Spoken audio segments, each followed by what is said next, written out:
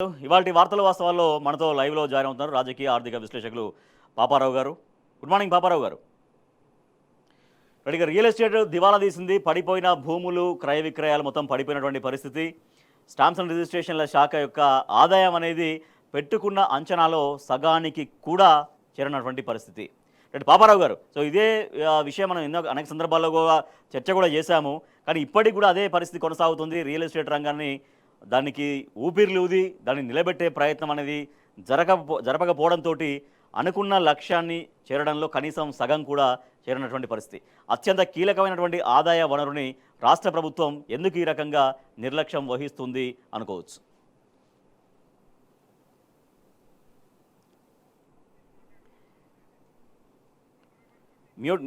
Unmute చేయండి పాపారావు గారు, మీ voice రావట్లేదు. నిర్లక్ష్యం కాదు అది. నిర్లక్ష్యం అంటే పట్టించుకోకపోవటం. ఇక్కడ పట్టించుకోకపోవటం కాదు, అసాధారణమైన రీతిలో రియల్ ఎస్టేట్ రంగంలోని వాళ్ళ సెంటిమెంట్ మీద దాడి జరిగింది. హైడ్రా ఎవరు కాదనరు, మూసీ నదిని క్లీన్ చేయాల్సిందే. కానీ దాన్ని క్లీన్ చేసే పద్ధతి ఇది కాదు. దానికి ఎక్కడ పడితే అక్కడ ఇళ్ళు కూలగొట్టడం, ఏ క్షణాన ఎక్కడ ఏ భవంతి కూలుద్దో, ఏ చిన్న మధ్యతరగతి వాళ్ళ ఇళ్ళు కూలుద్దో తెలియని పరిస్థితి ఈరోజు ఉంది నగరంలో. అంటే ఒక రకంగా చెప్పాలంటే ఇప్పుడు అన్ని రకాల పర్మిషన్లు తీసుకోవటం కంటే ఒక బిల్డింగ్ కొత్తగా కట్టుకోవాలంటే జోక్ లాగా నడుస్తుంది. అన్ని రకాల పర్మిషన్లు తీసుకోవటం కంటే హైడ్రా పర్మిషన్ ఉందా లేదా అనేది కొత్తగా నడుస్తున్న జోక్. అంటే ఈ రకంగా హైడ్రా అనేది నా కళ్ళ ముందు నేను ఉన్నటువంటి ప్రాంతంలోనే నిన్న సరే ప్లాట్ఫామ్లు అన్ని కూడా కాదు, రోడ్డు కొంత బ్లాక్ అవుతుందనే పేరుతో, కానీ దానికి చేసే పద్ధతిలో చేయాలి. ఎంతో మంది జీవనోపాధులు కూడా పోతున్నాయి. దాని సరైన పద్ధతిలో వాళ్ళకి ప్రత్యామ్నాయం చూపించే దారిగా, లేకపోతే దానికి వాళ్ళని వెనక్కి సరిపోయేదో లేకపోతే ఇంకో రకంగానో చేయాలి తప్పితే ఈ రకంగా జీవనోపాధుల్ని దెబ్బతీస్తా రియల్ ఎస్టేట్ సెంటిమెంట్ మొత్తం సిటీలో దెబ్బతింది ఈరోజు. దాంతో రియల్ ఎస్టేట్ ఈరోజు మీకు స్టాంపులు రిజిస్ట్రేషన్ ఆదాయం 46% అంతవరకే వచ్చింది. 46.48% ఆదాయం వచ్చింది. ఇది కోవిడ్ లో 2021లో వచ్చిన ఆదాయం కంటే కూడా ఆ రోజు అసలు ఏ లావాదేవీలు లేవు, మొత్తం బ్లాక్అవుట్. అట్లాంటి టైంలో కూడా 52% ఆదాయం వచ్చింది. అనుకున్న దానిలో బడ్జెట్ లో అనుకున్న దానిలో 52% ఆదాయం ఆ రోజు రాష్ట్ర ప్రభుత్వానికి వచ్చింది. కానీ ఈ రోజు వచ్చింది ఎంత? 46.48% వచ్చింది. రెండోది కోవిడ్ అనంతరం 2021-22 అంటే సెకండ్ వేవ్ కోవిడ్ ఉంది, అప్పుడు 98% ఆదాయం వచ్చింది రికార్డు స్థాయిలో. అది కూడా రికార్డు, ఎందుకంటే అట్లాంటి లాక్డౌన్లు సెకండ్ వేవ్ కోవిడ్ లో 98% ఆదాయం. అంటే కేసీఆర్ గారు అధికారంలోకి వచ్చిన 2014 తర్వాత ప్రతి సంవత్సరానికి రియల్ ఎస్టేట్ ద్వారా వచ్చే ఆదాయం, స్టాంప్స్ అండ్ రిజిస్ట్రేషన్స్ మొత్తం ఆదాయం పెరుగుతూనే ఉంది. కానీ ఫస్ట్ టైం తెలంగాణలో రేవంత్ రెడ్డి ప్రభుత్వం వచ్చిన తర్వాత ఆదాయం పడిపోవటం, అది కూడా ఆకస్మికంగా ఇంత దారుణంగా పడిపోవటం అనేది ఈ ప్రభుత్వం పనితీరుకి, ఈ ప్రభుత్వం తాలూకు నిర్వాకాలకి, ఈ ప్రభుత్వం తాలూకు దుర్మార్గానికి నిష్క్రియ పరత్వం కాదు, అంటే ఏమి చేయకుండా ఉంటాం కాదు, ఒక దుర్మార్గమైనటువంటి పరిపాలన నడుస్తుంది తెలంగాణలో అనే దానికి తార్కాణమే ఈ రోజు. అన్ని వనరులు ఉన్నప్పుడు, అన్ని వ్యవస్థలు ఉన్నప్పుడు ఆ వనరుల్ని సమర్థంగా వినియోగించుకోవడం, ఆ వ్యవస్థల్ని మరింత సమర్థవంతంగా పనిచేయించుకోవడం చేస్తే సరిపోయేది. కానీ ఎందుకు మరి ఈ రకంగా, అంటే నిర్లక్ష్యం అనే మీన్స్ ఎందుకు, ఆ వర్డ్ ఎందుకన్నాం అంటే మరి ఇట్లా జరుగుతోంది, ఇట్లా మొత్తం పడిపోతుందని తెలిసినప్పటికీ కూడా దాన్ని సెటరైట్ చేసుకోవడం కూడా చేయట్లేదు అనేది. అప్పటికి చేసుకున్నటువంటి చాలా విషాదకరమైన పరిస్థితులు కనపడుతున్నాయి రియల్ ఎస్టేట్ రంగంలో. అంటే నేననేది దీనిలో ఒకటే, ఎందుకు పడిపోతుందని తెలిసినా జాగ్రత్త తీసుకోవట్లేదని మీరు ప్రశ్నకి శవాల మీద పేలాలు ఏరుకోవటం అంటారు. పడిపోయిన రియల్ ఎస్టేట్ దీనిలో కొనుక్కునే వాళ్ళు ఉన్నారు ఎవరన్నా పెద్ద మనుషులు. రియల్ ఎస్టేట్ వాల్యూస్ పడిపోతుంటే పడిపోయినటువంటి లాక్డౌన్ ప్రైసెస్ కి కొనుక్కునే వాళ్ళు కూడా ఉన్నారు, లేకపోతే ఇక్కడ ఏం నడుస్తుందో కమిషన్లు నడుస్తున్నాయి అనేది వింటున్నాం మనం. రియల్ ఎస్టేట్ లో పెద్ద ఎత్తున ప్రభుత్వంలోని వాళ్ళు కమిషన్లు వసూలు చేస్తున్నారు రియల్ ఎస్టేట్ బిల్డర్ల దగ్గర నుంచి. స్క్వేర్ యార్డ్ కింద అది కన్స్ట్రక్షన్ అయినటువంటి బిల్డింగ్స్ లో ఫ్లాట్ల వీటిలో అయితే దీనికింత వసూలు చేస్తున్నారు, అన్ని పెట్టారు. కాబట్టి శవాల మీద పేలాలు ఏరుకున్నట్లుగా ఈరోజు జరుగుతున్న కార్యక్రమం నడుస్తుంది. కాబట్టి పడిపోతున్న దీనిలో కూడా భయపెట్టి ఏదో రకంగా ఉన్న 5 ఏళ్లలో లబ్ధి పొంది వెళ్లాలనే ప్రయత్నం తప్పితే ఇంకోటి లేదు. కాబట్టి ఏంటంటే వీళ్ళకి రియల్ ఎస్టేట్ పడిపోయిందా ఉందా అనేది కాదు, తమ బొక్కసాలు తమకు ఎంత లాభం వచ్చింది, తమకు ఎంత ఆదాయం వచ్చిందని లెక్కలేసుకుంటున్నారు అనేది కనపడుతున్నటువంటి పరిస్థితి. Right, okay right. ప్రస్తుతం మనతో జాయిన్ అయ్యారు బీఆర్ఎస్ పార్టీ ముఖ్య నాయకులు గోస్ల శ్రీనివాస్ యాదవ్ గారు. గుడ్ మార్నింగ్ శ్రీనివాస్ యాదవ్ గారు. శ్రీనివాస్ యాదవ్ గారు, రియల్ ఎస్టేట్ ఆదాయం అనేది పూర్తిగా తగ్గిపోయినటువంటి పరిస్థితి. గత 10 ఏళ్లుగా మనం డేటా చూస్తున్నా కూడా ఒక కరోనా సమయంలోనే తగ్గింది, అది కూడా సగానికంటే ఎక్కువగానే లక్ష్యాన్ని చేరుకుంది. ఇవాళ అన్ని పరిస్థితులు బాగున్నా కూడా అట్లీస్ట్ సగం కూడా లక్ష్యాన్ని చేరుకున్నటువంటి వైనం. సో ఏంటి కారణాలు ఏంటి, ఎందుకు మరి ఆ రంగాన్ని పూర్తిగా దివాలా తీసేలా చేస్తుంది అనేది? అంటే మీకు అదేవిధంగా టీ న్యూస్ ప్రేక్షకులకు, పెద్దలు పాపారావు గారికి నమస్కారాలు. అంటే స్పష్టంగా ఏంటంటే ఒక నాయకుడు అనేవాడు ఏదైతే ఏ ప్రభుత్వం అవుతుందో ఆ ప్రభుత్వము పాలసీలు చేసే దాని మీద ఆధారపడే ఆ రాష్ట్రం యొక్క ఆర్థిక అభివృద్ధి ఉంటుంది. సో ఇప్పుడు ఏంటంటే కేసీఆర్ గారు ఏంటంటే ఒక దూరదృష్టి, ఒక లక్ష్యము తో తెలంగాణ కోసం 14 ఏళ్ళు తన ప్రాణాలను త్యాగం చేయడానికి కూడా సిద్ధపడి పోరాటం చేసి తెలంగాణ తెచ్చుకున్నాడు. కాబట్టి ఏ రంగాలను పరిపుష్టి చేస్తే ఆర్థికంగా మనం అభివృద్ధి అవుతామో స్పష్టంగా ఒక ఆలోచన ఉంది. ఎందుకంటే ఆ రోజు దాదాపు కాకతీయ మిషన్ ద్వారా చెరువులను పూడికలు తీసి, అదేవిధంగా గొర్రెలను పంచి, అదేవిధంగా రైతులకు ఒక రైతులకు పెట్టుబడి ఇచ్చి, నాణ్యమైన కరెంట్ ఇచ్చి, నీకు ఆర్థిక వ్యవస్థను పరిపుష్టి చేస్తే ఆ రోజు స్పష్టంగా అది ఒక ఫైనాన్షియల్గా ముందుకు పోవడం జరిగింది ఈ రాష్ట్రం. కానీ అదేవిధంగా ఒకవైపు రియల్ ఎస్టేట్ కూడా ఇక్కడ ఎన్నో కంపెనీలు కేటీఆర్ గారు ఎన్నో కంపెనీలు తేవడం వల్ల ఆర్థిక వ్యవస్థ ముందుకు పోవడం జరిగింది, రియల్ ఎస్టేట్ పెరగడం జరిగింది. అందుగురించే ఈరోజు ఏంటంటే ఎవరైతే ముఖ్యమంత్రిగా ఉన్న రేవంత్ రెడ్డి గారికి ఒక విజన్ లేదు, ఒక లక్ష్యం లేదు, ఒక ప్రజల మీద కన్సర్న్ లేదు. ఒక నాయకుడికి ఎప్పుడైతే ప్రజల మీద ఆర్థిక, సామాజిక, రాజకీయమైన ఆలోచన స్పష్టంగా ఉంటుందో అప్పుడు మాత్రమే ఆ రాష్ట్రం కానీ, ఆ ఊరు కానీ, ఆ మండలం కానీ, ఆ కుటుంబం కానీ బాగుపడుతుంది. ఇప్పుడు మన రేవంత్ రెడ్డికి ఏముంది, దోసుకోవాలి, దాచుకోవాలి, ఇది తప్ప వేరేదేం లేదు, ఎక్కడ కనిపిస్తలేదు. అందుగురించే కాంగ్రెస్ పార్టీ విధి విధానాలు అంటే మేనిఫెస్టోలో పెట్టినాయి, తర్వాత మా ప్రభుత్వం వచ్చిన తర్వాత మాట్లాడే విధి విధానాలకు మనకు అర్థమవుతుంది. ఈరోజు అంటే ఎంత సిగ్గుచేట అంటే ఈరోజు ఆర్థిక మంత్రి ఉన్న బట్టి విక్రమార్క ఒక సెంట్రల్ యూనివర్సిటీలో చదువుకొని వచ్చి ఈరోజు ఆర్థిక మంత్రిగా చేస్తున్న ఒక బట్టి విక్రమార్క గారు ఆ రోజు ఎలక్షన్ క్యాంపెయినింగ్లో ఏం చెప్పిండు, మీలాంటి సీనియర్ జర్నలిస్ట్ అడిగితే మీరు తులం బంగారం ఇస్తారా, ఆర్థికంగా వీలు పడుతుంది, అది వెసులుబాటు అవుతుంది అంటే ఆయన స్పష్టంగా ఏం చెప్పిండు, మేము సంపదను సృష్టిస్తామన్నాడు. అంటే సంపదను సృష్టించి పేదలకు పంచుతామన్నాడు. అదే పాసిబుల్ అవుతుందా అని మళ్ళీ అడిగితే కూడా మేము ఆర్థికవేత్తలతోని, చిదంబరంతో, చాలా వ్యక్తులతోని, ఆర్బీఐ గవర్నర్లతో మాట్లాడి మేము ఈ బడ్జెట్ను, ఈ ఎజెండాను, ఏదైతే ఈ హామీలు ఏవైతే ఉన్నాయో మేము 6 గ్యారెంటీలను పెట్టినామని చెప్పినాం. మరి ఏది ఈరోజు ఏ ఎజెండాతో మీరు వచ్చిండ్రో ఆ ఎజెండాలో 5% కూడా అమలు అయితే లేదు కదా. ఎందుకు అమలు అయితే లేదంటే మీకు స్పష్టమైన ఆర్థిక ప్రణాళిక లేదు ఒకటి. అదేవిధంగా ఇంకో పెద్ద విషయం ఏంటంటే మీరు తీసుకునే పాలసీలు, మీరు చేసే పాలసీలు ప్రభుత్వంలో ఆ పాలసీలను పట్టే అక్కడ ఆర్థిక వ్యవస్థ ముందుకు పోతుంది, బిజినెస్ ముందుకు వస్తుంది, నమ్మకం ముందుకు వస్తుంది. ఈరోజు నువ్వు వచ్చినావు రాగానే ఏం చేసినావు, నీ దిక్కుమల్ల ఆలోచన చేయబట్టి హైడ్రా తీసుకున్నావు. ఒక్క నిమిషం, హైడ్రా తీసుకోవడం వల్ల ఏమైంది, ఎక్కడన్నా 50 గదాలు 60 గదాలు కొన్నామంటే వాడు కొనే పరిస్థితి లేదు కదా, భయపడ్డాడు కదా. రియల్ ఎస్టేట్ కుదేలు కావడానికి కారణమైంది నువ్వు తీసుకున్న పాలసీలు, హైడ్రా కావచ్చు, మూసి కావచ్చు.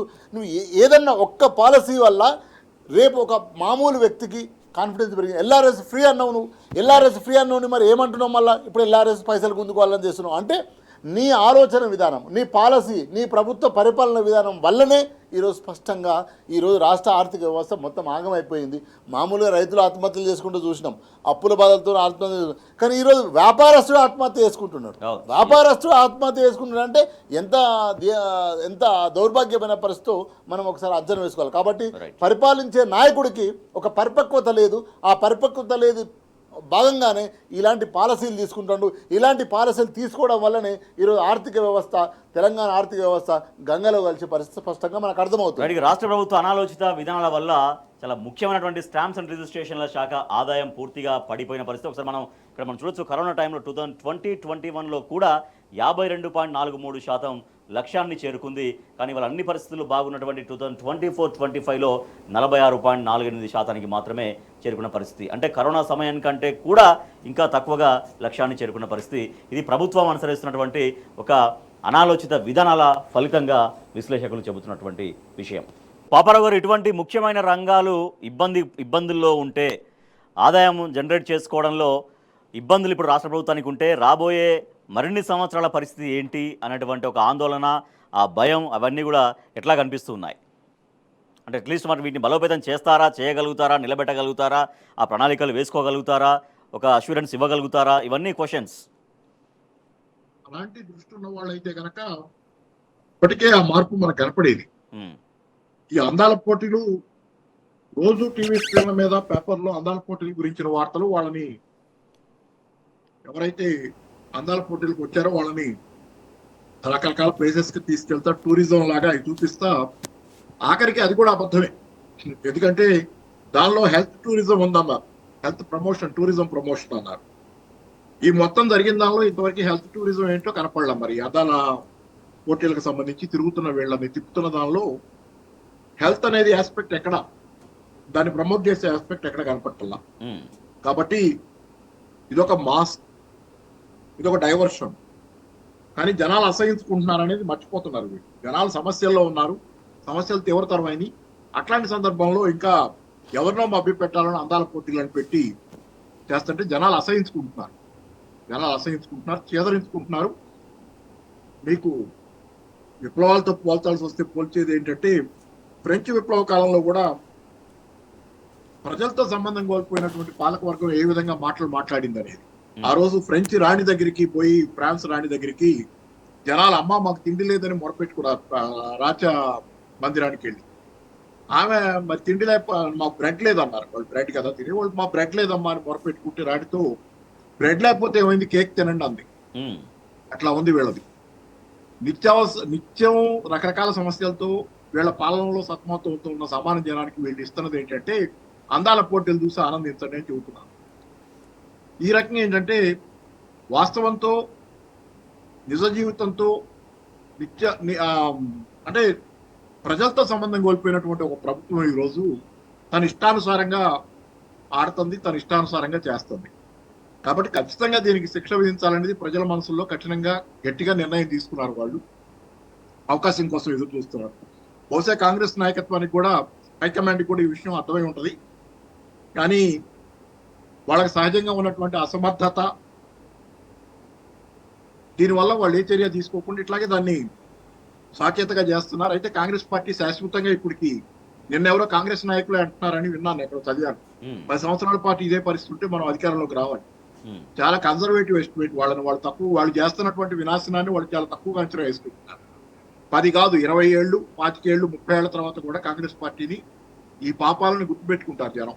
కాబట్టి ఖచ్చితంగా దీనికి కఠినమైన శాస్తి పడుతుంది. నిన్న మొన్నటి దాకా మనం మాట్లాడుకుంటున్నాం 20 ఏళ్ళు అధికారంలోకి రాదు, 15 ఏళ్ళు అధికారంలోకి రాదు, 30 ఏళ్ళు అధికారంలోకి రాదు. కాంగ్రెస్ నాయకులే మాట్లాడుకునే స్థితి మళ్ళీ 10 ఏళ్ళు మేము రావాలి. కాబట్టి ఏంటంటే ఇది ఓకే. శ్రీనివాస్ యాదవ్ గారు, అంటే ఒక వ్యవస్థలు లేదంటే ఒక శాఖలు ఈ రకంగా ఇబ్బందుల్లోకి నెట్టవేయబడ్డప్పుడు ఇప్పుడు అనుసరించాల్సినటువంటి వ్యూహాలు ఏంటి? ఇప్పుడు వాటిని ఖచ్చితంగా కాపాడాలి, నిలబెట్టగలగాలి, విశ్వాసాన్ని తిరిగి మళ్ళీ పాదుకొల్పగలగాలి. ఇప్పుడు ఏం చేయాల్సిన అవసరం ఉంది దానికి? అంటే స్పష్టంగా కేసీఆర్ గారు ఒక సూచన చేశాడు ఒక టీవీ ఇంటర్వ్యూలో. అంటే చాలా గొప్పగా ఆలోచించాలి, గొప్పగా మాట్లాడాలి, గొప్పగా పరిపాలన చేయాలి, గంభీరమైన ఆలోచనతో ఉండాలి.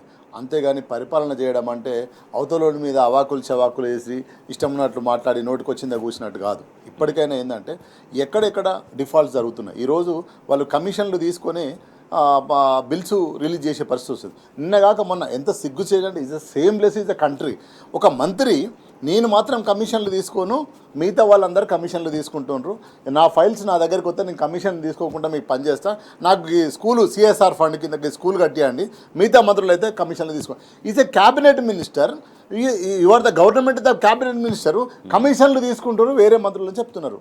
అంటే ఎంత స్పష్టంగా ఏమర్థమవుతుంది అంటే ఇప్పటికి ఏం చేయాలంటే ఫస్ట్ కమిషన్లు తీసుకోవడం బంద్ చేయాలి, పరిపాలన పారదర్శకంగా చేయాలి, ఎంత వస్తుంది ఎంత పోతుంది అనేది స్పష్టంగా చెప్పాలి, ప్రజలకు ఏమైతే అవసరాలు ఉన్నాయో అవి చేయాలి. రైతు బంధు, ఈరోజు రైతు బంధు ఇస్తలేవు నువ్వు, ఈరోజు ఒడ్లు కొనాలి, కళ్ళాల కాడ ఒడ్లు తడిచిపోతున్నాయి, ఈరోజు నువ్వు బోనస్ గంగల పోని, ఆ ఒడ్లనైతే ఫస్ట్ పికప్ చేయి.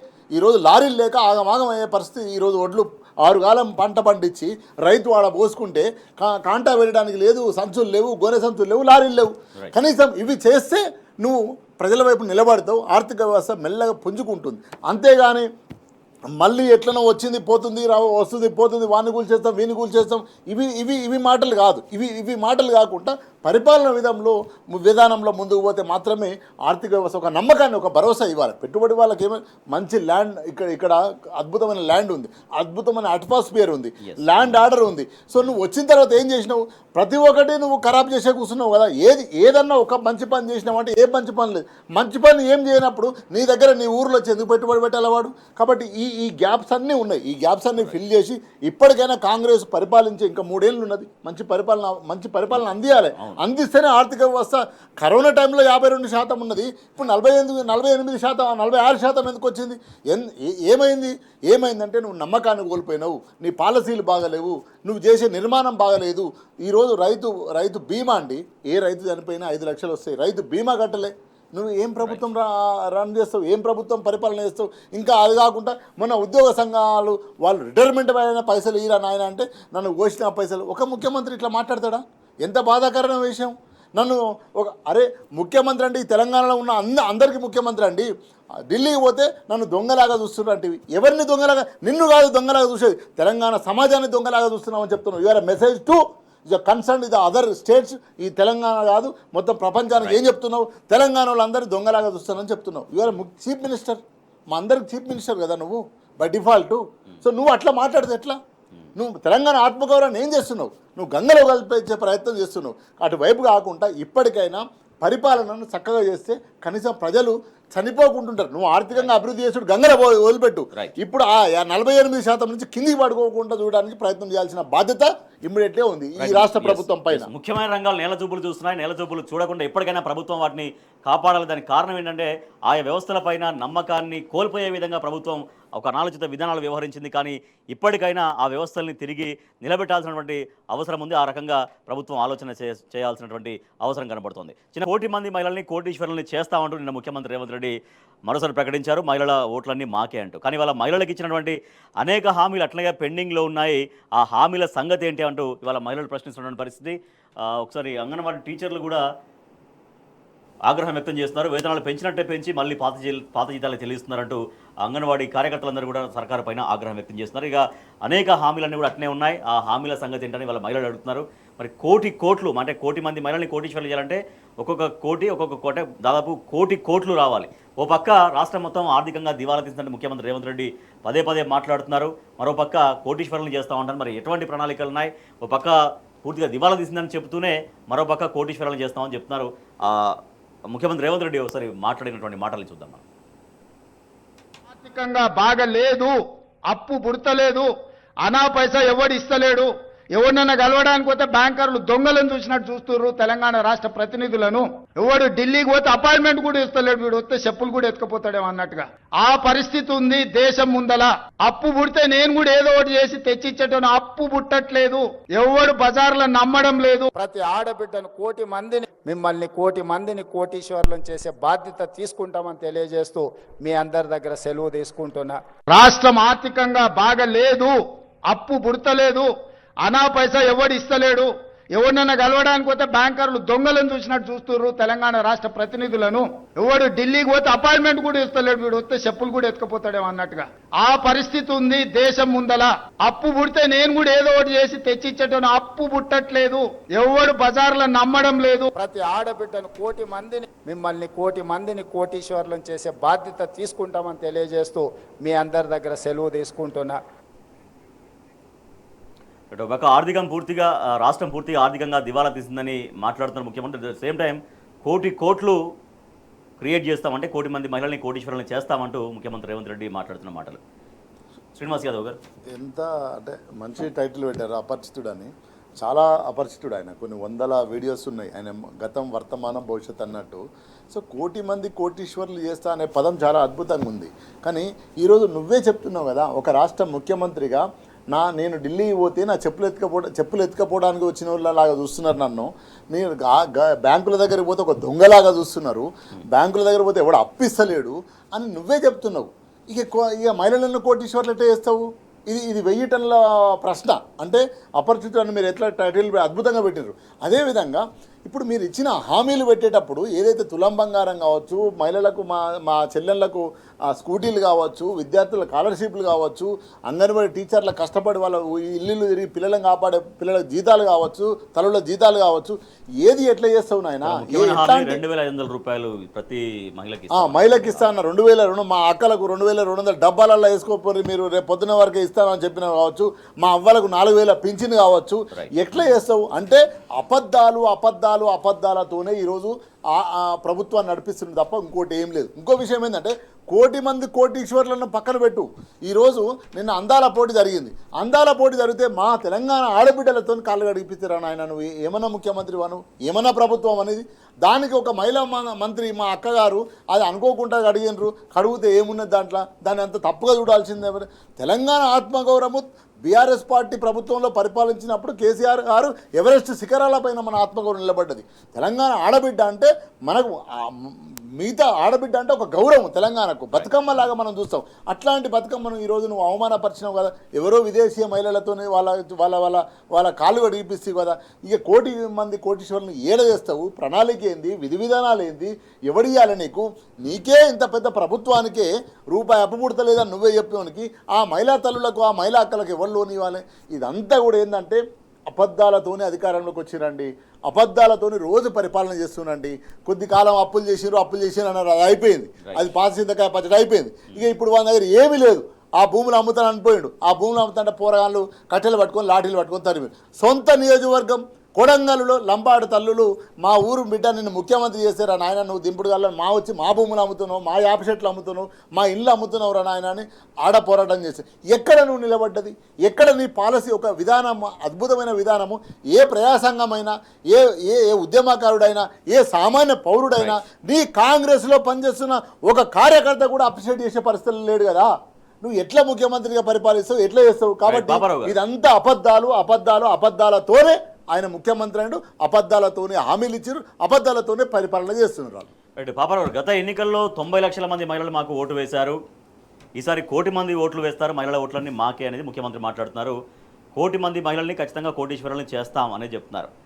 ఇందాక మనం మాట్లాడుతున్నట్టుగా చూస్తున్నట్టుగా మొత్తం రాష్ట్రం దివాలా తీసిందని ఒకవైపు మాట్లాడుతూనే 1 కోటి మందిని కోటీశ్వరం చేయాలంటే మరి దానికి ఎటువంటి ప్రణాళికలు ఉండాలి, ఎటువంటి వనరులు క్రియేట్ చేసుకోవాలి, దానికి అవన్నీ మీరు చెప్పాలి. ఆర్థికంగా ఎటువంటి ప్రణాళికలు వేసుకోవాలనేది అంటే ఆర్థిక శాస్త్ర పరిధికి అందని రేవంత్ రెడ్డి గారి ఆలోచన విధానం.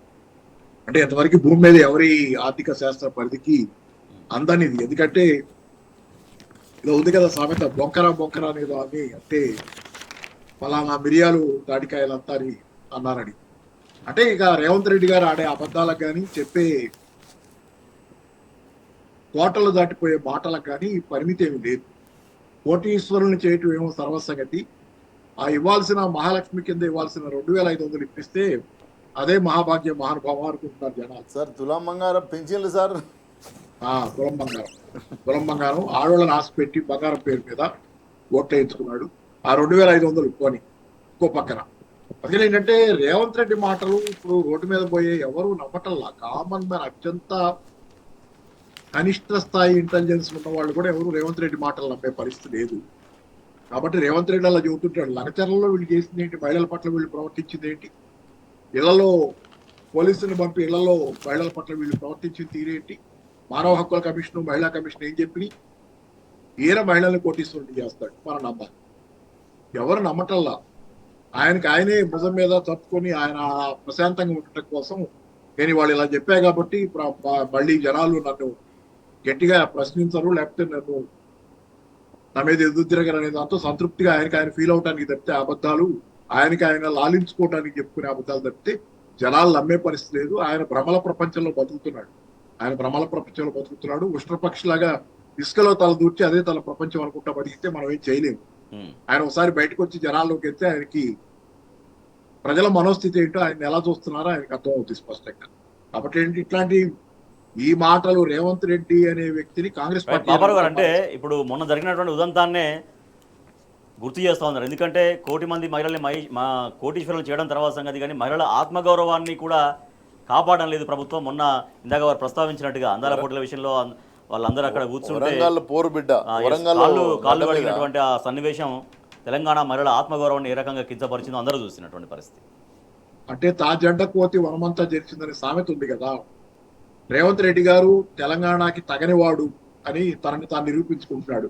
తెలంగాణ బిడ్డ ప్రతి వాళ్ళకి ఉండే కనీస ఆత్మగౌరవం కానీ, పోరాట పటిమ కానీ, లోపల నుంచి ఉండే ఇది కానీ, దీక్ష కానీ, ఆత్మగౌరవం కానీ రేవంత్ రెడ్డి దగ్గర లేశవంతమైన కనపడదు. ఆయన మిగతా వాళ్ళందరినీ దిగజార్చడం ఆశ్చర్యం ఏం కాదు. ఎందుకంటే ఆయనకుగా సొంత ఆత్మగౌరవం లేని వ్యక్తి, సొంతగా తెలంగాణ ప్రజలకు ఉన్నటువంటి ప్రశ్నించే గుణం కానీ, తెలంగాణ ప్రజలకు ఉన్న ఆలోచించే శక్తి, న్యాయం అన్యాయం అనేది ఏమీ లేవైంది. కాబట్టి ఆయన ఇప్పుడు ఇంకో వాళ్ళని దిగజార్ చేయడం ఆశ్చర్యం కదా. ఆయనకి లేని కాన్సెప్ట్ ఆయన ఇంకో వాళ్ళకి ఆపాదించలేదు. కాబట్టి ఆయన తెలంగాణ మహిళల్ని ఈరోజు కాళ్ళు కడగడం చాలా చాలా దరిద్రమైనటువంటి విషయం. అది కాళ్ళు అసలు మన మురుగ మామగారు పెళ్లిలో కాళ్ళు కడిగి కన్యాదానం చేస్తాడని తప్పితే ఎవరెవరికి కాళ్ళు కడగటం మన కల్చర్లో లేదు.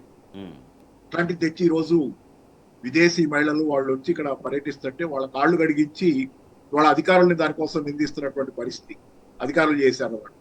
ఎంత దారుణంగా, ఎంత పరిస్థితి ఎంత నికృష్టంగా ఉందంటే తెలంగాణలో ఈరోజు తెలంగాణ ప్రజల్ని సమస్త విధాల నీ బాంచన్ నీ కాల్ముక్త కాలం కంటే కూడా దారుణంగా అవమానిస్తున్నటువంటి కాలం నడుస్తుంది ఈరోజు. రైట్, ఓకే పాపారావు గారు. శ్రీనివాస గారు, అంటే మహిళల ఓట్లు మాకే అని చెప్పుకోవడం అనేది చెప్పుకోవచ్చు, ఎప్పుడు చెప్పుకోవచ్చు? ఎస్, మీకు ఇవి హామీలు ఇచ్చినాం, ఈ హామీలన్నీ అమలు చేశాం అనేది చాలా గర్వంగా ప్రకటించుకొని ఆ ఓట్లు అడగడం వేరు, మాకు ఓట్లు వేస్తారని విశ్వాసం ప్రకటించుకోవడం వేరు. బట్ వాస్తవ పరిస్థితి ఏంటి, ఇవాళ జరుగుతున్నది ఏంటి? అంటే వాస్తవంగా ఏంటంటే ముఖ్యమంత్రి గారు వాస్తవంగానే ఉన్నాడు. ఎందుకు వాస్తవంగా ఉన్నాడంటే ఆయన క్యారెక్టరే అబద్ధాలతో వచ్చిండు. ఆయన లీడర్షిప్ మొత్తం ఆయన నేపథ్యం కూడా ఎక్కడ కూడా పొలిటికల్ సైన్స్ అంటారు. ఎందుకంటే రాజనీతి శాస్త్రం, రాజ్యాన్ని నీతితో ఒక శాస్త్రీయబద్ధంగా పరిపాలన చేయాలి. ఆయన ఎప్పుడు కూడా ఆయన వచ్చిన చరిత్ర అంతా అబద్ధాల మీదనే ఆయన జీవితం, రాజకీయ జీవితం అంతా కాంగ్రెస్లో వచ్చిన దాకా ఆయన మొదలుపెట్టినప్పటి నుంచి బీఆర్ఎస్ పార్టీ మొదలు పెడితే ఇక్కడ దానికి వచ్చిన జీవితం మొత్తం ఏంది, ఆయన మొత్తం అబద్ధాల మీదనే వచ్చిండు. సో ఈరోజు అబద్ధాల మీదనే అధికారంలోకి వచ్చిండు. ఎందుకంటే 6 గ్యారంటీలు అనే అందమైన అబద్ధాలు ఆడి ఈరోజు ఒక్క గ్యారంటీ కూడా అమలు చేయలేదు. 420 హామీలు ఇచ్చిండ్రు.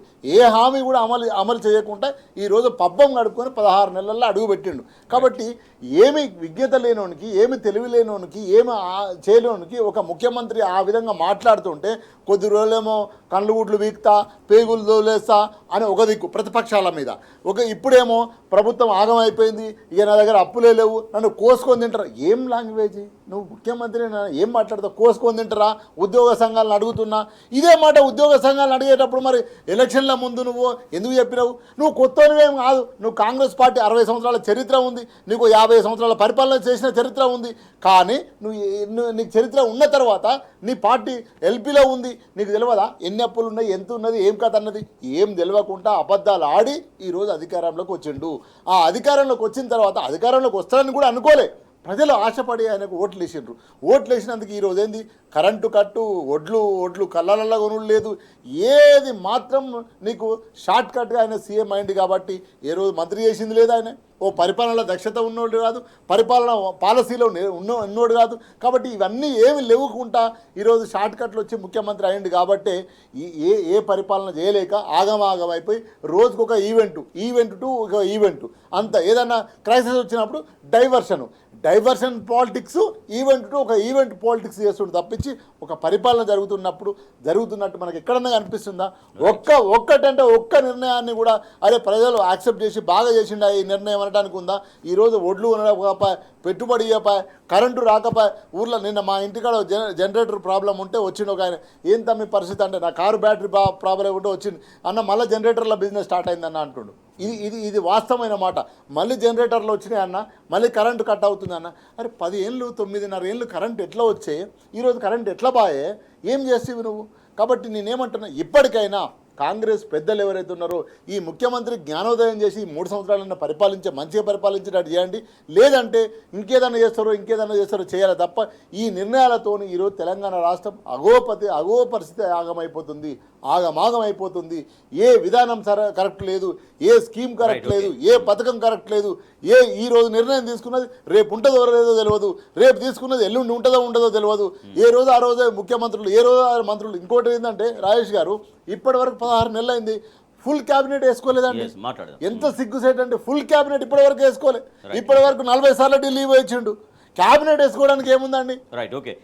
పాపారావు గారు, కోటి మంది మహిళల్ని కోటీశ్వరుల్ని చేస్తా అనడం, అవన్నీ ప్రణాళికలు చెప్పడం అనేది ఎప్పుడు చెప్పాలి? ఎస్, ఇవన్నీ మేము ఫుల్ఫిల్ చేయగలిగినాం, ఇంతవరకు ఫుల్ఫిల్ చేయగలిగినాం, ఇంక కొన్నే ఉన్నాయి, అవి కూడా ఫుల్ఫిల్ చేస్తాం అనేది ఉండాలి. కానీ ఇంతవరకు మాకు ఇచ్చినటువంటి హామీ ఏది ఫుల్ఫిల్ కాలేదు అని మహిళలంతా ఒక పక్క ఆగ్రహంగా ఉంటే, ఈ రకంగా కోటి మంది కోటీశ్వరుల్ని చేస్తామని ప్రకటించడం ఏంటనేటువంటి ఒక సందేహము, ఒక ప్రశ్న వస్తుంది. ద సేమ్ టైం ఉచిత బస్సు ప్రయాణం అన్నారు. ఉచిత బస్సు అనేది పెట్టారు, కానీ బస్సుల సంఖ్యను పూర్తిగా తగ్గించడంతో అక్కడ లేని పంచాయతీలు మహిళల మధ్య ఎట్లా పెరుగుతున్నాయో అని కూడా మనం చూస్తున్నాం. అవే మహిళలు చెప్తూ ఉన్నారు, మాకు అసలు ఉచిత బస్సు మాకు వద్దు అనేటువంటి కాడికి వచ్చిన పరిస్థితి అనేది. అంటే పరిహాసం, మహిళల్ని, తెలంగాణ మహిళల్ని వెక్కిరించే కార్యక్రమం రేవంత్ రెడ్డి చేస్తున్నారు. నాకు ఇందాక అదే ఇంటర్వ్యూ అవ్వబోయింది కూడా నేను అక్కడే. జనరల్గా ఏంటంటే అబద్ధాలు నేను వచ్చినప్పుడు ట్రంప్ గుర్తొచ్చాడు నాకు. తెలంగాణకి ఈయన ఒక ట్రంప్. ఏంటంటే అబద్ధాలు ఆడటంలో అంతర్జాతీయ అంటే అసలు అబద్ధమే సిగ్గుపడే పరిస్థితి ఈరోజు వస్తుంది. కాబట్టి ఇప్పుడు ఎన్ని చెప్పినా ఏంటంటే ఈరోజు మీరు చెప్పినట్లుగా మహిళలు మొన్న ఒక ఘటన కూడా చాలా వీడియోస్ వైరల్ అయినాయి. ఇద్దరు మహిళలు కొట్టుకోవటం, రిజర్వేషన్ సీట్లు 4 సీట్లు వేరే ఆమె కూర్చుందని చెప్పి వాళ్ళిద్దరికి తగాదాయి కొట్టుకొని ఆఖరికి పోలీస్ స్టేషన్ దగ్గర ఆపి వాళ్ళిద్దరిని పోలీస్ స్టేషన్ లో నుంచోబెట్టి మొత్తం ఆ బస్సు ప్రయాణికులు అంత కంప్లైంట్లు, గొడవ. ఇది అంటే ఈయన సాధించింది ఏంటంటే తెలంగాణ మహిళల మధ్య తప్పులు పెట్టగలడం సాధించాడు. సరే, ఈ రకంగా మహిళల విషయంలో ఒక వర్గం విషయంలో కాదండి, మహిళల విషయంలో చాలా ఎక్కువ వాగ్దానాలు చేసింది కాంగ్రెస్ పార్టీ. మొన్న ఎన్నికల మేనిఫెస్టోలో మహిళల విషయంలో చాలా ఎక్కువ వాగ్దానాలు. రైతులు, మహిళలు, యువకులు, ఏ వర్గాన్ని అయినా ఇది సంతృప్తిపరచగలిగిందా? యువకుల విషయంలో పరిస్థితి ఏంటి? ఈ రోజు బయట మాట్లాడుతుంటే నేను ఖచ్చితంగా అక్కడక్కడ చుట్టుపక్కల ఉన్నప్పుడు నేను ఎవరి దగ్గర చర్చల్లో గట్టిగా కేసీఆర్ గారిని కోల్పోవటం తెలంగాణ చేసుకున్న నష్టమని గట్టిగా షాపుల్లో అక్కడ ఉంచినప్పుడు ఎవరితో గట్టిగా అంటే మామూలు చర్చల్లో మాట్లాడుతుంటే అక్కడ ఉన్నటువంటి యూత్, షాపులో ఉన్నటువంటి యూత్ వాళ్ళు చాలా పాజిటివ్ గా రిసీవ్ చేసుకుంటున్నారు దాన్ని. చాలా మందికి ఈ రోజు కేసీఆర్ గారిని పోగొట్టుకోవటం పొరపాటు అయింది తప్పనేది చాలా మంది యంగ్స్టర్స్ కూడా వాళ్ళు రియలైజ్ అవుతున్నారు. వాస్తవం అది ఈ రోజు. కాబట్టి యువకులు కానీ, రైతాంగం అయితే ఆత్మహత్యల పరిస్థితి, ఆత్మహత్యలు ఎన్ని ఆత్మహత్యలు జరిగినాయి రైతాంగాన్ని నాకే చెప్పారు. తను రియల్ ఎస్టేట్ వాళ్ళు ఆత్మహత్యలు చేసుకుని, ఇద్దరు రియల్ ఎస్టేట్ రంగంలో ఉన్నారు. మిగతా వాళ్ళంతా కూడా బాగున్నారని కాదు, ఇద్దరే చేసుకున్నారంటే మిగతా వాళ్ళు బాగున్నారని కాదు. మిగతా వాళ్ళు కూడా దినగండం 100 ఏళ్ల ఆయుష్గా ఎప్పుడు ఈ గ్రహణం రోజులు పోతాయని చెప్పి ఎదురు చూస్తున్నటువంటి పరిస్థితులు ఉన్నారు. సో ఓవరాల్ గా ఏంటంటే తెలంగాణ మొత్తం అసంతృప్తితో ఉంది. దానిలో మహిళలతో ఈ రకమైనటువంటి పరిహాసం, అపహాస్యం కూడా మహిళలు చేస్తున్నటువంటి పరిస్థితి, కోటీశ్వరులు చేస్తారని చెప్పి. రైట్, కోటి మంది మహిళల్ని కోటీశ్వరుల్ని చేస్తామని ముఖ్యమంత్రి రేవంత్ రెడ్డి మాట్లాడడంతో మహిళలు దానిపైన పెదవి విరుస్తున్నారు. ముందైతే మాకు ఇచ్చినటువంటి హామీలు, ఎన్నికల హామీలు ఏమైనా, ఆ హామీల్లో ముఖ్యమైనటువంటి 2500 ఇస్తామన్నటువంటి ప్రతి మహిళకు 2500 ఇస్తామన్న మాట ఏమైంది, ఇంకా తులం బంగారం ఏమైంది, ఇట్లా అనేక హామీలకు మహిళలకు ఇచ్చి ఉన్నారు. ముందు ఆ హామీల సంగతి చూడండి అంటూ మహిళలు ప్రభుత్వానికి సూచిస్తున్నటువంటి పరిస్థితి. ధాన్యం కొనుగోలు చేయాలంటూ రైతులు అనేక చోట్ల రోడ్లపైన బైఠాయించి ధర్నాలకు దిగుతున్నటువంటి పరిస్థితి. ఓ పక్క అకాల వర్షాలతో ధాన్యం తడిసిపోతుంది, ఆ తడిసిన ధాన్యాన్ని కూడా కొనట్లేరు, ఇబ్బందులు పెడుతున్నారు. దాన్ని కొనాలంటూ డిమాండ్ చేయాల్సినటువంటి పరిస్థితి. దాంతోపాటుగా తూకంలో తాకట్టు క్వింటాల్ వడ్లకు 6 కిలోలు కోత పెడుతున్నటువంటి పరిస్థితి. ఇట్లా ఏ రకంగా చూసినా రైతు నిలువున దోపిడీకి గురవుతున్నటువంటి ఒక ఆవేదనపూరిత వాతావరణం కనిపిస్తోంది తెలంగాణలో. ఎస్, శ్రీనివాస్ యాదవ్ గారు, ధాన్యం కొనుగోలు విషయంలో ఎందుకు ఈ జాప్యం, ఈ రైతులు నష్టపోతుంటే ప్రభుత్వం ఏం చేస్తోంది? చాలా బాధాకరమైన విషయం. ఎందుకంటే సమైక్యాంధ్ర పాలనలో రైతు ఆత్మహత్యలు చూసినాం. ఎందుకంటే రైతు ఆత్మహత్యల మీద మేము చాలా గ్రామాలు కూడా తిరిగిన సందర్భాలు ఉన్నాయి గతంలో. కానీ తెలంగాణ తెచ్చుకున్న తర్వాత, కాకతీయ చెరువులను మంచిగా చేసుకున్న తర్వాత, కరెంటు మంచిగా ఇచ్చుకున్న తర్వాత, ఇంత పెట్టుబడి ఇచ్చుకున్న తర్వాత ఈరోజు అద్భుతంగా అంటే 64 లక్షల మెట్రిక్ టన్నుల ఉన్న వరిధాన్యం కేసీఆర్ గారు నాయకత్వంలో ప్రభుత్వ పరిపాలనలో 1,64,00,000 మెట్రిక్ టన్నుల పోయింది. ఎట్లా పోయింది? మంచి కరెంటు, మంచిగా నీళ్లు పెట్టుబడి ఇచ్చడం వల్ల. దాన్ని అద్భుతంగా వచ్చిన 1,64,00,000 మెట్రిక్ టన్నుల ధాన్యాన్ని కూడా ప్రభుత్వమే కొని వాళ్ళకి అకౌంట్లలో డబ్బులు వేసింది. అంతకుముందు మేము మార్కెట్లలో పోతే చిట్టీలు ఇచ్చేటోళ్ళు. ఆ చిట్టీలు వారం రోజులు, 10 రోజులు, 12 రోజులు, నెల రోజులు కూడా దోదిల మూడేసుకొని దాచిపెట్టుకున్న సందర్భాలను చూసినాం. ఈరోజు అంత మంచిగా జరుగుతుంటే, అంత పంట ఉత్పత్తి అయితే గత ప్రభుత్వం, బీఆర్ఎస్ ప్రభుత్వం కేసీఆర్ నాయకత్వంలో కొంటే ఈరోజు ఎండాకాలం పంట యాసంగి పంటను ఈరోజు కొనే పరిస్థితి లేదు. వర్షం వచ్చి ఆగమాగం అడివడివి. ఈరోజు కల్లాల మీద ఎప్పుడన్నా చూసినామా మనం ఈ 25 ఏళ్ళల్లో ఎక్కడన్నా, అంటే 10 ఏళ్ళ పరిపాలనలో ఎక్కడన్నా కల్లాల మీద కల్లాల కాడ చనిపోయి చూసినామా? మార్కెట్ యార్డ్లో నిన్న మైబాద్ వంగరలో ఒక రైతు కంప్లీట్ కళ్ళంలో చనిపోయిండు, ఏ మార్కెట్లోనే చనిపోయిండు, ఆ ఒడ్ల మీద వండుకొని అట్లే చనిపోయిన పరిస్థితి ఎంత ఘోరం అండి. నేనేమంటున్నా, 10 ఏళ్ళు బీఆర్ఎస్ ప్రభుత్వము ఒడ్లు కొన్నది ఎట్లా, మీరు ఇప్పుడు కొనది ఎట్లా, ఎందుకు కొనరు? అదే సిస్టమ్ కదా, అదే అధికారులు కదా, అదే వ్యవస్థ కదా. అదే వ్యవస్థ ఉన్నాక అట్లాంటి ఒడ్లు ఈరోజు తడిస్తే చాలామంది హరీష్ రావు గారు కావచ్చు, మిగతా మంత్రులు కావచ్చు, మాజీ మంత్రులు అందరూ కూడా చాలా కళ్ళాలగాడికి పోయినరు, మార్కెట్లలో పోయినరు, గోనె సంచులు లేవు, లారీలు లేవు. ఏంది ఎటుపోతున్నారు? కనీసం రైతులు పంట పండించిన పంట కొనపోతే ఎంత బాధాకరమైన విషయం. ఎందుకు రైతు రోడ్డు మీదకి రావాల్సి వస్తుంది? ఎందుకు రైతు మా ధాన్యం కొనరా నాయన వస్తుంది? ఆ రోజు వర్షాకాలంలో 1,64,00,000 మెట్రిక్ టన్నుల ధాన్యం వస్తే బీఆర్ఎస్ ప్రభుత్వం కొన్నది ఎట్లా, ఈరోజు నువ్వు కొనది ఎట్లా? ఎందుకంటే నీకు ఏమాత్రం కూడా ఈ ప్రజల వైపున కానీ రైతుల వైపున కానీ ఎవరి వైపున కూడా కన్సర్న్ లేదు. కాబట్టి ఈరోజు దౌర్భాగ్యమైన పరిస్థితి, చాలా బాధాకరమైన పరిస్థితి. ఒడ్లెట్లా కొట్టుకపోతాను చూడండి, ఎంత కష్టపడితే ఆ పంట వండి చేతికి వచ్చి ఉంటుంది. ఉట్టిగానే రాదే కదా, ఏదో మిషన్లో ఏటీఎంలో పెడితే కార్డు పెడితే పైసలు వచ్చినట్టు కాదు కదా. అంత కష్టపడి పంట పండించిన రైతును ఈరోజు కన్నీళ్లు పెట్టుకొని ఈరోజు వాళ్ళను కాటికి పంపుతున్నామంటే ఈ ప్రభుత్వానికి ఉసురు దాక్తుందని చెప్తున్నా. రైతుల ఉసురు గోస దాకి ఈ ప్రభుత్వం పోతుంది. నేను ఎందుకంటే చాలా బాధ విషయం, చాలా అంటే చాలా బాధాకరమైన విషయం. కనీసం కొనాలి కదా, నువ్వు పైసలు రేపు ఎల్లుండి ఆవులెల్లుండి ఒక నెలకి, కానీ ధాన్యాన్ని లిఫ్ట్ చేస్తే అక్కడి నుంచి తీసుకొస్తే రైతుకు ఒక ధైర్యం, ఒక నమ్మకం, ఇవాళ కాకపోతే రేపైనా పైసలు వస్తాయి. కళ్ళ ముంగట వర్షం వచ్చి కొట్టుకపోతుంటే ఎంత బాధాకర విషయం అండి. కనీసం ఇప్పటికైనా పెద్ద మాటలు మాట్లాడుతున్నాడు ఆయన పొడుగు ఎవరు ఆయన ఏది మంత్రి, మన కోదాడ మంత్రి ఉత్తమ్ కుమార్ రెడ్డి, మేము కొనేస్తాం సివిల్ సప్లై తీసుకుంటాం అంటుండే. ఎక్కడ ఉంటుంది ఆయన? ఒకసారి చూడు, పేపర్లలో చూడు, నీ ఇంటెలిజెన్స్తో తీసుకో, నీ పోలీస్ వ్యవస్థతో తీసుకో, అధికారులతో రిపోర్ట్ తెచ్చుకో, ఎక్కడ ఉండలేరు. కనీసం ఇప్పటికైనా కొనాలని ప్రభుత్వాన్ని డిమాండ్ చేస్తున్నాం. ఇక్కడ నుంచి పాపారావు గారు, అంటే కొనుగోలు కేంద్రాల్లో కొనుగోలు సరిగ్గా జరపకపోవడంతో వర్షానికి తడిసిపోయినప్పుడు ఆ బాధ్యత డెఫినెట్గా ప్రభుత్వం తీసుకోవాల్సిన అవసరం ఉంటుంది. కానీ దాంట్లో ఒక్కొక్క క్వింటాల మీద 5 కిలోలు 6 కిలోలు తేమ పేరిట తరుగు పేరిట మొత్తం రైతుల్ని మరొక విధంగా కూడా దోచుకుంటున్నటువంటి పరిస్థితి. ఓ పక్క కొనుగోలు కేంద్రాల్లో కొనుగోలు జరపకపోవడంతో ఎండకు ఎండుతున్నారు, వానకు తడుస్తున్నారు, రైతులు తడుస్తున్నారు, ధాన్యం తడుస్తుంది, కొంతమంది అక్కడే ఒడ్ల కుప్పల మీదనే ప్రాణాలు కోల్పోయినటువంటి దయనీయమైన పరిస్థితులు ఉన్నాయి. 10 రోజులు 20 రోజులు ఎదురు చూడటం కొనుగోళ్ల కోసం, ధాన్యం కొనుగోళ్ల కోసం నత్తనడకన సాగుతున్నాయి కొనుగోళ్లు. ఓ రకంగా రైతుని ఈరోజు దగా చేసే, అఫీషియల్ గానే దగా చేసే పరిస్థితి. మిల్లర్లు వీళ్ళు తాలు పేరుతో తేమ పేరుతో 6 కిలోలు తీసేస్తున్నారు అనేది ఇప్పుడు వాళ్ళ ఉన్న వార్త.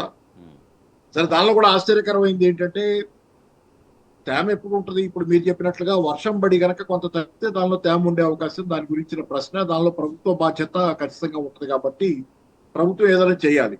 అది కూడా కాకుండా ధాన్యం తెచ్చిన తర్వాత వర్షం పడకపోయినా దాని మీద కూడా ఇప్పుడు తేమ రూపంలో తీస్తున్నటువంటి పరిస్థితి ఉందని అనిపిస్తుంది. ఎందుకంటే అసలు వాస్తవానికి తెలంగాణలో ధాన్యం పరిస్థితి ఏంటంటే ఎండాకాలంలో ధాన్యం బాగా పొడిబారిపోయి తేమ లేక నూకలుగా మారుద్ది,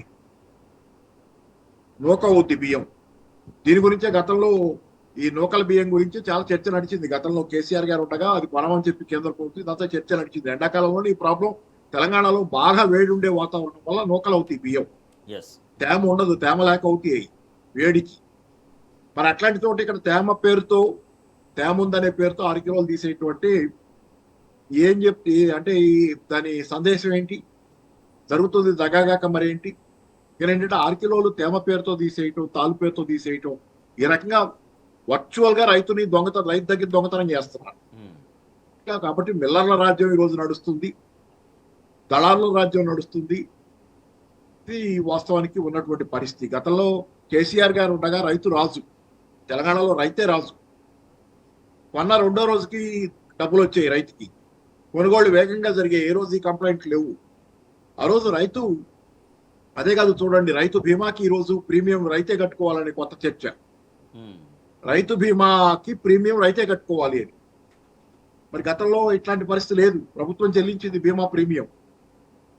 ఎంతో మంది రైతులు చనిపోతే వాళ్ళకి 5 లక్షల రూపాయల పరిహారం చాలా పకడ్బందీగా పక్కాగా వచ్చింది. ఇది గతంలో రైతు పరిస్థితి తెలంగాణలో. సంవత్సరంన్నర క్రితం రైతు రాజుగా ఉన్నటువంటి తెలంగాణలో ఈ రోజు రైతుకి దీని ఒక శ్మశాన వాటిగా మారుస్తున్నటువంటి పరిస్థితి. ఎందుకంటే వాళ్ళు తెచ్చుకున్న ధాన్యం కుప్పల మీదే వాళ్ళు సరిపోతున్నటువంటి పరిస్థితి.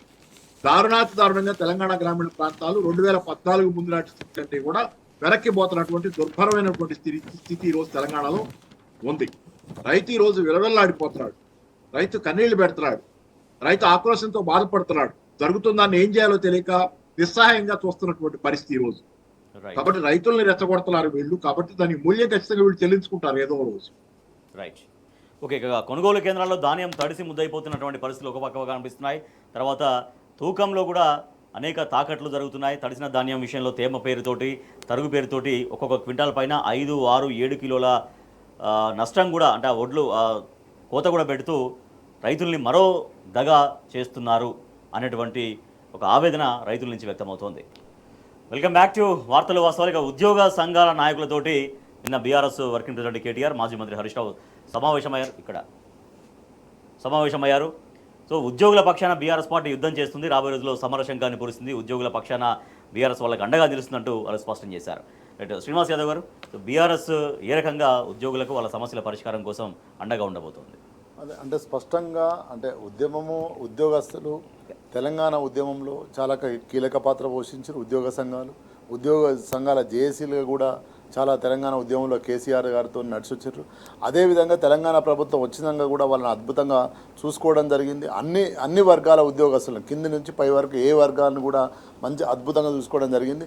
అదేవిధంగా ఈరోజు ప్రభుత్వం అమలుగానే హామీలు ఇచ్చి వచ్చిన తర్వాత వాళ్ళను కూడా హామీ ఇచ్చి వాళ్ళను కూడా బుర్రి కొట్టి వచ్చిన తర్వాత ఈరోజు ముఖ్యమంత్రి గారు గత 10వ నెల 24వ తారీఖు సమావేశమైండు. మీ డిఎల్ సంబంధించిన పాత ఏ బాకీలు ఏవైతే ఉన్నాయో ఈ 10 నెలల మొత్తం క్లియర్ చేస్తామని చెప్పిండు. కానీ ఆ రోజు కమిటీ కూడా వేసిండు. ఇప్పటివరకు 2-3 కమిటీలు వేసిండ్రు. ఇప్పటివరకు ఏం తెలిసలే. ఏదైతే రిటైర్మెంట్ అయ్యడం అంటే ఏంది, ఆయన 40 సంవత్సరాల్లో 30 సంవత్సరాల్లో పనిచేసిన పైసలు రూపాయి దాచుకుంటాడు. ఎందుకంటే రేపు రిటైర్డ్ అయినాక ఆ అమౌంట్ వస్తే ఇంత బ్యాంకులో పెట్టుకోను, ఆరోగ్యానికో హెల్త్కో నా పిల్లలకు మనవాళ్ళకు ఇచ్చుకుంటామని ఉంటాడు. ఆ డబ్బులు నాయన అంటే మొన్న ముఖ్యమంత్రి గారు ఏం మాట్లాడుతున్నారు, నన్ను కోసిన రూపాయి లేదు, నన్ను చీల్చిన రూపాయి లేదు, నన్ను వండుకొని తింటారా? ఎవరైనా ఏమన్నా మాటలేనా అవి? ఈరోజు అంగన్వాడీ మా అక్కలు ఈరోజు స్పష్టంగా మా తల్లుడు చిన్న పిల్లలకు ప్రతి గ్రామం వాడకు పోయి పనిచేస్తే వాళ్ళ జీతాలు పెంచినట్టే పెంచి జీవో ఇచ్చి ఆ జీవో అమలు చేసి లేదు, పాత జీతాలు ఇచ్చుడు. మొత్తం దగాకోరు, అబద్ధాలు, పుండాకోరు మాటలతోనే ఏ ప్రభుత్వాన్ని నడిపిస్తుంది తప్ప ఉద్యోగ సంఘాలకు ఇచ్చిన హామీలేంది, నువ్వు మాట్లాడిన మాటలేంది, ముఖ్యమంత్రి స్థానంలో కూర్చొని వాళ్ళతో చర్చించింది, ఒక్క కమిటీ మీద నిర్ణయం తీసుకోవడం, ఒక్క హామీ అయినా కాకుండా మళ్ళీ మీద అల్టిమేట్గా ఉద్యోగ సంఘాలకు డాగులు వేసి బెదిరించడం పరిస్థితి. ఈ సమయంలో బీఆర్ఎస్ పార్టీ స్పష్టంగా కేసీఆర్ గారి ఆదేశాల మేరకు హరీష్ రావు గారు, కేటీఆర్ గారి నాయకత్వంలో స్పష్టంగా వాళ్ళ సమస్యలు ఏముందో, వాళ్ళు చేసే ఉద్యమం ఏదో తప్పకుండా వాళ్ళకు సహకారం ఉంటుంది, సపోర్ట్ ఉంటుంది. ఏదైతే ప్రజాపక్షాన ఈరోజు బీఆర్ఎస్ పార్టీకి తెలంగాణ ప్రజలు ప్రతిపక్ష హోదా ఇచ్చిండ్రు. ఎందుకు ఇచ్చిండ్రు అంటే ప్రజల పక్షాన కొట్లాడమని ఇచ్చారు, ప్రజల పక్షాన నిలబడమని ఇచ్చారు. అందుగురించే కదా లగాచర్లలో మేము నిలబడ్డాము. అదే విధంగా ఏదైతే నువ్వు ప్రతి విషయంలో కూడా నిలబడ్డాకనే కదా నువ్వు మాట్లాడదు. రుణమాఫీ చేస్తావా చేయవా అని నిలబడితే కదా, కొట్లాడితే కదా నువ్వు రుణమాఫీ చేసింది. ఏ విషయంలో ప్రతిపక్ష పార్టీ బీఆర్ఎస్ పార్టీ కొట్లాడకుండా, అటు హౌస్లో ఇటు బయట కొట్లాడకుండా ఒక్క నిర్ణయాన్ని నువ్వు కరెక్ట్ నిర్ణయం తీసుకున్నావు చూపిట్టు. కాబట్టి ఏ తెలంగాణ సమాజం బీఆర్ఎస్ పార్టీకి ఏ బాధ్యత ఇచ్చిందో, గతంలో 10 సంవత్సరాలు సేవ చేసే అవకాశం ఇస్తే సేవ చేసినాం. అదేవిధంగా ఈరోజు ప్రజల పక్షాన ఉండి ప్రతిపక్ష పార్టీలో ఉండి నువ్వు ప్రతిపక్ష పాత్రలో ఉండి కొట్లాడమంటే కూడా ఈరోజు మేము ఏ సమస్య మీదైనా తెలంగాణలో బీఆర్ఎస్ పార్టీ మాట్లాడిన తర్వాతనే కాంగ్రెస్ ఉన్న అధికారంలో ఉన్న పార్టీ చేస్తుంది తప్ప లేకపోతే అది గుడ్డెత్తి చెల్లబడ్డట్టే. చేనంతమైతే గుడ్డెత్తి కానీ ఏం వేయదు. ఇప్పుడు ఈరోజు కాంగ్రెస్ ప్రభుత్వం, రేవంత్ రెడ్డి ప్రభుత్వం కూడా గుడ్డెత్తి షెడ్ల పడ్డట్టే తిరుగుతుంది తప్ప ఏమి చేసింది లేదు. కాబట్టి ప్రతిపక్ష హోదాలో మేము ఏదైతే ప్రజల పక్షాల నుండి పోరాటం చేస్తామో అది తప్పకుండా చేస్తాం, నిలదీస్తాం. ప్రజల కోసం, ఉద్యోగ సంఘాల కోసం, విద్యార్థుల కోసం నిలబడతాం, కలబడతాం. రైట్, పాపారావు గారు, ఉద్యోగులకు కూడా అనేక హామీలు ఇచ్చున్నారు. దాంట్లో పాత పెన్షన్ స్కీమ్ మొదలుకొని తర్వాత 5 డిఏలు పెండింగ్ ఉన్నాయి. 5 డిఏలు ఖచ్చితంగా ప్రభుత్వం ఇవ్వాల్సిందే అంటూ ఉద్యోగులు డిమాండ్ చేస్తున్నారు.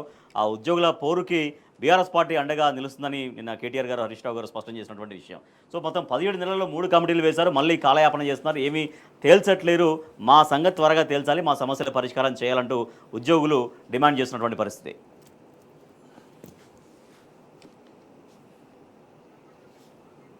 పాపరా గారు అన్మ్యూట్ చేయండి, మీది వాయిస్ రావట్లేదు. అన్మ్యూట్ అయి ఉంది సార్. ఇప్పుడు వస్తుంది, మాట్లాడండి. 17 నెలల కాలంలో 3 కమిటీలు వేశారు. ప్రస్తుతం త్రిసభ్య కమిటీ వారం రోజుల గడువు పెట్టి త్రిసభ్య కమిటీ వేశారు రిపోర్ట్ ఇవ్వడానికి. 2 వారాలు గడువు అయిపోయింది, ఇంతవరకు ఏమీ లేదు, రిపోర్ట్ లేదు. సరే, అది ఒక పక్క. అంటే ప్రభుత్వానికి కమిటీల గురించి జోకులు ఉన్నాయి, గతంలోనే జోకులు ఉన్నాయి కమిటీల గురించి. కమిటీ వేయటం అంటే ఏదైనా విషయం చేయదలుచుకోకపోతే దాన్ని సాగదీయదలుచుకుంటే కనుక వాయిదా ఇదలుచుకుంటే కమిటీ వేస్తారు. కాబట్టి ఈ ప్రభుత్వం చేయదలుచుకుంటే చేసేది, చేయదలుచుకోక సాగదీస్తుంది. కాబట్టి ఏంటంటే ఉద్యోగస్తులు దీంతో విసిగిపోయి మొన్న యాక్చువల్గా 1,00,000 మంది హైదరాబాద్ లో ర్యాలీ అన్నారు, అదంతా ఇది సరే వాయిదా పట్టి అయింది. సరే, ఏదేమైనా ఏంటంటే ఇక్కడ ఈరోజు లౌక్యం, సాగదీత అనేది ఒక రకమైన లౌక్యం. అంటే మాటలతో కాలక్షేపం చేస్తా, మాటలతో కడుపు నింపుకోమని డిఎల్ వద్దు, మాటలతో కడుపు నింపుకోమని చెప్తున్న కబుర్లు. కానీ ఈ లౌక్యానికి అబద్ధానికి పెద్ద తేడా ఉంది. లౌక్యం అంటే నిజం చెప్పకపోవడం, అదే అబద్ధం. కాబట్టి ప్రభుత్వం అబద్ధాలు ఆడేది. ఇప్పుడు మనం స్పష్టంగా చెప్పారు కదా మిత్రులు, పుండాకోరు వ్యవహారస్తులు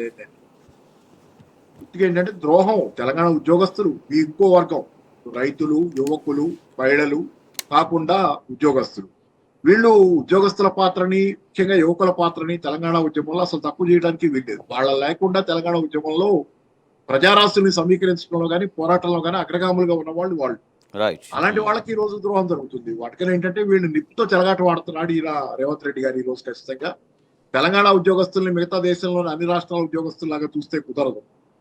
వీళ్ళు పోరాటంలో కానీ పోరాట పట్టిమలో కానీ అసాధారణమైనటువంటి శక్తి సామర్థ్యాలు ఉన్నవాళ్ళు. కాబట్టి ఖచ్చితంగా ఆయన నిప్పుతో చెలగాట వాడుతున్నాడు. యువకులతో పెట్టుకున్నాడు, అక్కడ నిప్పుతో చెలగాట వాడుతున్నాడు, ఇక్కడ నిప్పుతో చెలగాట వాడుతున్నాడు. కాబట్టి కాంగ్రెస్ పార్టీకి సమాధి కట్టే వాళ్ళలో రేపొద్దున ఈ వర్గాలన్నీ ఉంటాయనేది ఖచ్చితంగా జరుగుతుంది.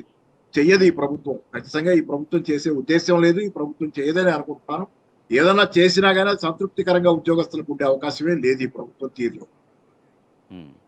రైట్, ఓకే పాపారావు గారు. ఎస్, చివరిగా శ్రీనివాస్ యాదవ్ గారు, సో అంటే 17 నెలల్లో 3 కమిటీలు వేశారు, కానీ ఇంతవరకు ఏమీ నివేదిక ప్రభుత్వానికి ఇవ్వట్లంటే ఇట్లా కాలయాపన ఎప్పటిదాకా చేసుకుంటూ పోతారు? మొన్న ఉద్యోగుల విషయమయ్యే ముఖ్యమంత్రి ఆ రకమైన వ్యాఖ్యలు చేశారు, నన్ను కోసుకు తిన్నా రూపాయి లేదు అనేది చేతులు తీసిన పరిస్థితి. కంక్లూడింగ్ చెప్పండి. పాపారావు గారు చెప్పారు పెద్దలు, కమిటీలు వేయడం అంటేనే కాలయాపన, దట్స్ నో ఇష్యూ. ఇంకా దాంట్లో పెద్ద రాకెట్ సైన్స్ ఏం లేదు. అంతే. సో కమిటీలు వేస్తుందంటేనే కాలయాపన. నువ్వు 10వ నెల 24వ తారీఖు 2024లో ఏ ఉద్యోగ సంఘాలతో కూర్చొని మాట్లాడినావు కదా, ఆ రోజు ఏం చెప్పినావు? 15 రోజులలో మొత్తం నేను బాకీలు మీ అన్ని ఇచ్చేస్తా, మొత్తం సెటిల్మెంట్ చేస్తా అని చెప్పినావు. ఈ రోజు 10వ నెల పోయి ఎన్ని రోజులు అయింది? ఇప్పుడు 8 నెలలు అవుతుంది. ఈ 5వ నెల అయ్యో ఒక 3 నెలలు, 8 నెలలు అవుతుంది. 8 నెలల నుంచి కూడా ఏం చేయలేదు. ఏం చేసినావు అంటే కమిటీలు వేసినావు. సో ఈరోజు తెలంగాణలో ప్రజలతో పాటు, విద్యార్థులతో పాటు, మహిళలతో పాటు, మా అక్కలకు, మా చెల్లెలతో పాటు ఉద్యోగ మిత్రులకు కూడా ఈ ప్రభుత్వం ఏందనేది అర్థమవుతుంది. ఈరోజు అంటే అబద్ధాలతో వచ్చింది. ఈరోజు కమిటీలతోనే కాలయాపన చేసి ముందుకు తీసుకపోతే తప్ప రిటైర్మెంట్ 30 ఏళ్ళు కష్టపడి చెమట ఒడిసి రూపాయి జమ చేసుకున్న ఆ పైసలు ఇవ్వడానికి కూడా ఈరోజు ముఖ్యమంత్రి గారికి మనసొప్పుతలేదు, ఇవ్వాలనే ప్రయత్నం చేస్తలేడు.